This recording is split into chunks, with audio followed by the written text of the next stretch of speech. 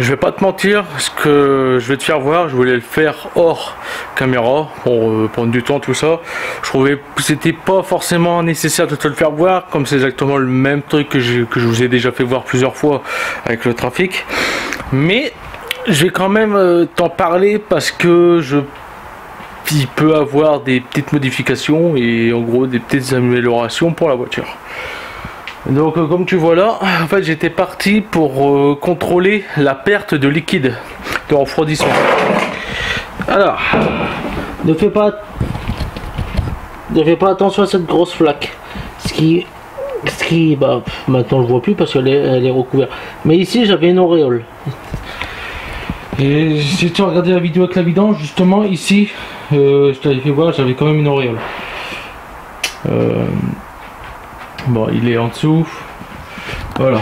Et j'avais l'auréole là-dessus. Tu vois, il y a encore un peu de traces. Voilà. C'était en fait c'est juste pour savoir d'où vient cette perte de liquide de refroidissement. Parce que du coup j'ai aussi une perte de liquide de refroidissement dans le bocal. J'en ai qui est parti. Là, tu vois, on n'est plus tout à fait au maximum, on est descendu. Et à ceci, on vient à cela, c'est que j'ai ça là-dedans, t'as deux durites qui sont reliées là-dessus. Alors, je sais pas si c'est pour réchauffer le carburateur l'hiver ou alors si c'est pour justement le faire refroidir. Ça c'est ce qui va entre le corps chaud de l'admission et le carbu qui se met au-dessus, et en même temps c'est le volet des papillons de gaz. Alors il est bouché, tu vois là les deux tuyaux qu'on voit ils sont bouchés. J'y étais avec un fourré mais c'est bouché ici dans l'angle, et quand par hasard je retrouve plus ma soufflette. Voilà, donc du coup je me suis rappelé que cette pièce là je l'ai en fait sur un autre carbu qui est celui-ci. Tu vois, je l'ai là, j'ai exactement la même pièce, mais il n'est pas tout à fait compatible, ou alors du moins il faudrait que je démonte tout pour le rendre compatible. Lui je sais qu'il est débouché parce que je l'avais travaillé. Ça c'est le premier carburateur que j'ai acheté pour le trafic, et j'ai tourné avec celui-là, et celui-là c'est un Zenith 32 IF2 en diamètre 23. Voilà. Et le carbu que possède la Super 5, c'est un carbu Solex, mais je ne saurais te dire quel Solex exactement, mais c'est un carbu Solex. Donc c'est un carburateur Solex, et le gicleur est un gicleur de 155, gicleur Solex. À mon avis c'est une tige. Pourquoi je te montre ça, c'est parce qu'en fait le carburateur Zenith que j'ai là,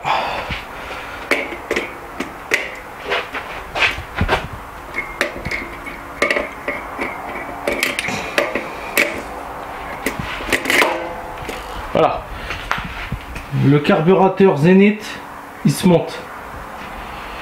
Donc je me suis dit bon, si c'est le bazar avec les durites qui est corrodé, parce que là je l'ai gratté hein, mais il y avait de la corrosion au niveau des durites justement, ou du calcaire, et du coup peut-être que c'était percé. Non, du coup non, en fait du coup l'eau ne circulait pas parce qu'il y avait un bouchon hein, du début jusque l'autre côté, il y avait un bouchon. Mais le problème c'est que si je mets ce carburateur là, je peux plus mettre la boîte à air, j'ai plus les fixations pour la boîte à air. Sur le Solex,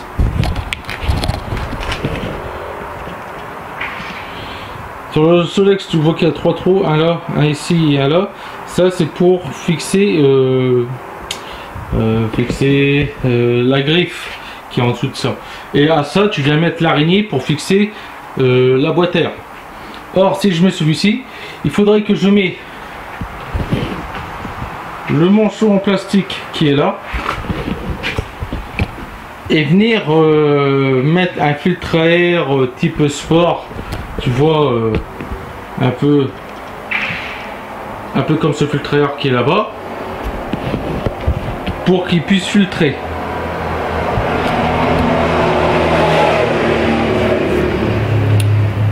Ça c'est une solution.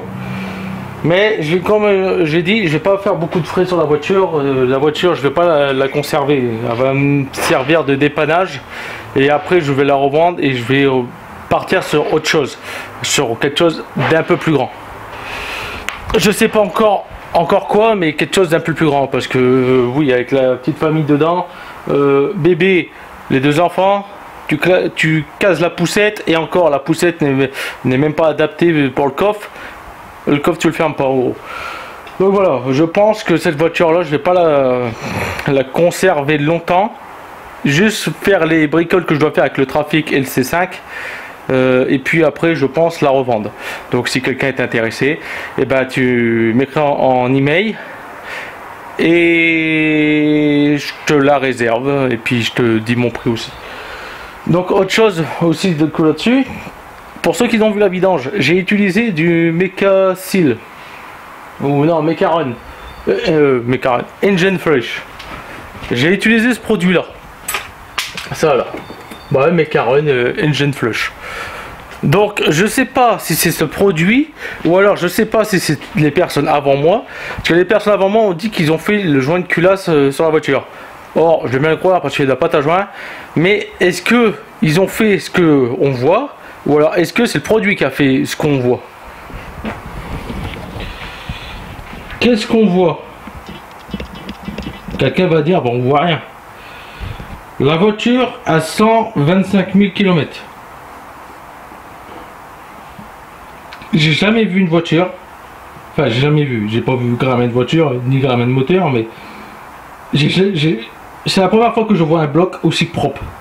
Regarde la culasse, elle est propre.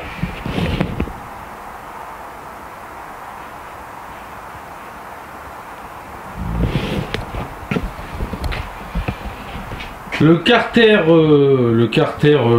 culbuteur, lui, il est dégueulasse. Et là, tu vois, il y a de la boue. Et tu l'enlèves à la main. Pourquoi je t'en parle? Parce que 125 000 km, la culasse est comme ça. 132 000 km quand je l'ai eu. Et la culasse n'était pas du tout comme ça. Et certes, il est resté longtemps à l'arrêt. Mais il n'était pas du tout comme ça. Le C1J, moteur de la casse, quand j'ai démonté, la culasse n'était pas aussi propre que ça. Donc j'estime à croire que les anciennes personnes ont pris soin de ce moteur et de ce véhicule parce que la personne ne voulait pas la vendre parce qu'elle avait exactement le même âge que lui. Il voulait la conserver. Mais bon, comme je lui ai dit, on dit tous ça et on finit par les vendre. Voilà. Donc du coup, c'est propre. Je veux bien croire que ça a été joint de culasse fait. Et du coup, ce que je vais faire pour voir si... Je vais donner chance à ce que le joint de culasse soit pas défectueux. Je vais uniquement retirer la pompe à eau, rechanger le joint. Parce que là, au stade où je suis, je pense que c'est la pompe à eau qui fuit. Au niveau de la culasse et de la pompe. Parce que la pâte à joint, c'est la pompe à eau qui l'a. C'est de la pâte à joint bleue. Moi, j'en ai pour carter moteur. Donc, je vais mettre pour carter moteur. Et ensuite, ils ont aussi ouvert de ce côté-là, qui n'avait pas de joint. Et du coup, bah, ici, il y a de la pâte aussi. Mais ici, ça fuit pas. Ici, ça fuit. Et les durites, qui étaient connectés au carburateur, ne sont pas percés. Ils sont pas bouchés, ils sont pas percés. Donc, du coup, bah... Dernier suspect, c'est là.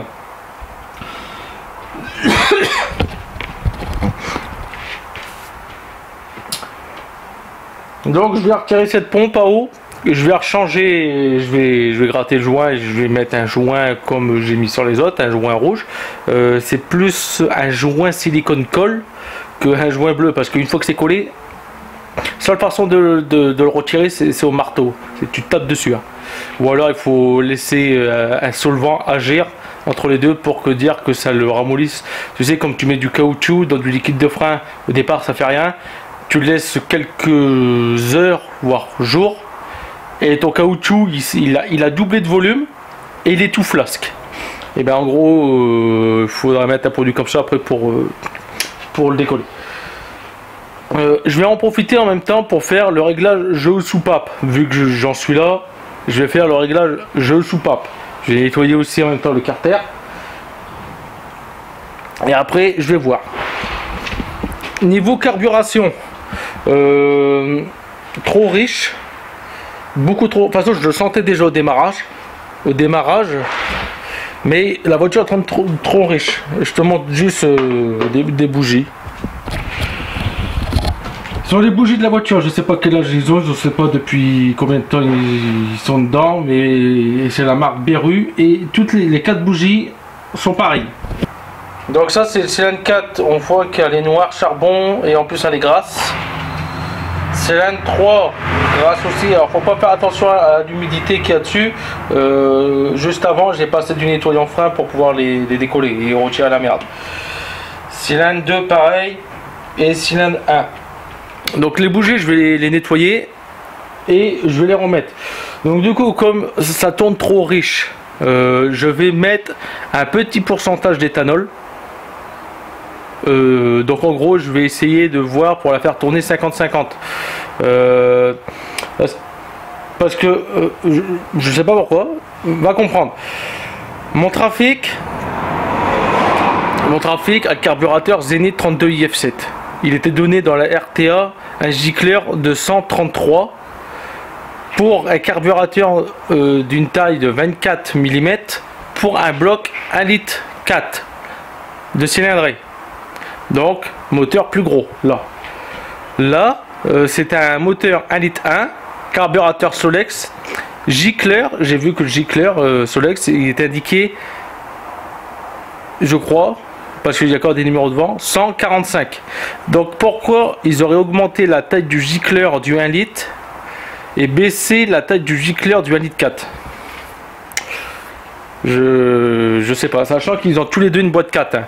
Donc normalement s'ils ont adapté le carburateur là pour cette cylindrée là, je devrais retrouver un gicleur inférieur à 1,30 si on veut suivre la logique. Ça veut dire que normalement dedans je devrais avoir un gicleur de 115 ou 120 et là c'est 145. Donc je pense que le gicleur est plus gros par rapport à ça, ou alors par la suite ils ont augmenté justement les gicleurs pour éviter le cliquetis qui est fort possible aussi hein. 89, 82, ils ont peut-être augmenté la taille du gicleur, peut-être. Bon, allez. Ils se sont dit à l'époque le carburateur, le carburant ça coûtait pas cher, on s'en foutait. La pollution, tout le monde s'en foutait.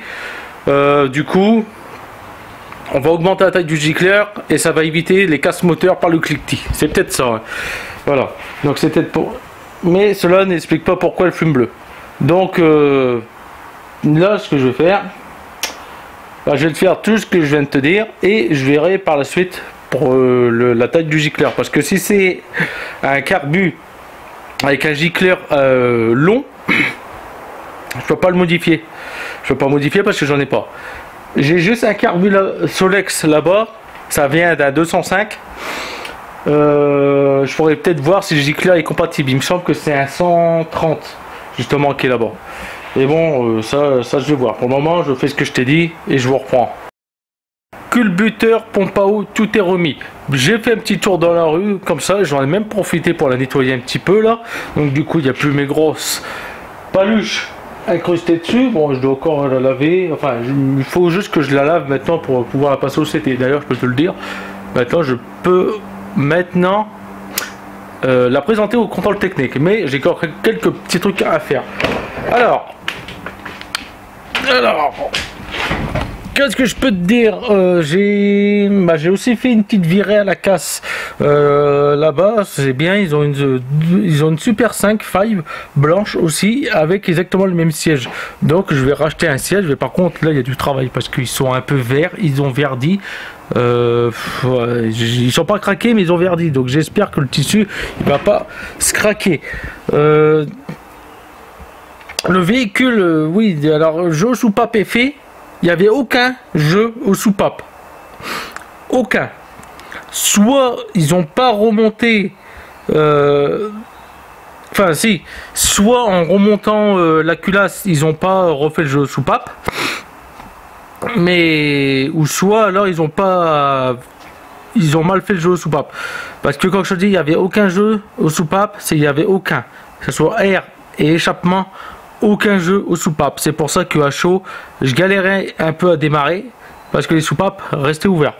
Là maintenant, bah, j'ai été roulé avec, pas aujourd'hui, bah, quand j'ai fait le truc jeu soupape, la voiture répond mieux, j'ai senti une petite meilleure accélération et là j'ai pu tartiner un peu plus dedans, comme les supports moteurs sont tous fixes et non arrachés, donc oui j'ai pu la tester et la voiture freine.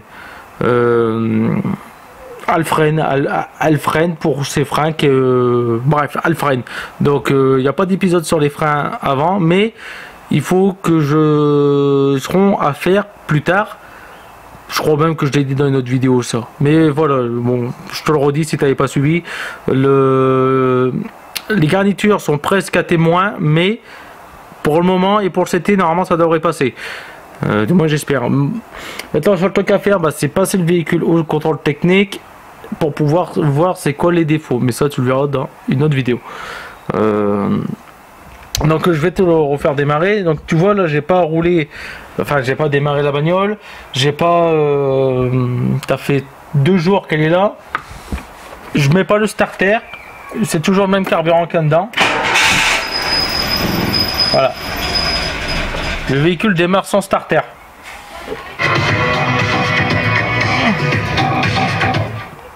Voilà. Donc là j'ai mis du starter. Starter maximum. Et je retire le starter. Voilà. Donc le véhicule démarre. Je vais le laisser un peu tourner, comme ça je vais voir en même temps s'il y a encore de la fumée qui sort derrière. Chose aussi que j'ai pu, j'ai recontrôlé du coup. Alors je trouve pas sur le carburateur Solex la vis de ralenti. Il y a une vis au niveau du papillon de gaz. Je sais pas si c'est celle-là la vis de ralenti. Et celle-là j'y ai retouché parce qu'il y a comme un clapet. D'ailleurs que je vais te faire voir et tu vas vite comprendre. Alors, est-ce qu'il y a de la fumée? Il n'y a pas de fumée, tu vois, il n'y a pas de nuages. Donc je pense que le jeu soupape va être bon et la pollution va être concluante.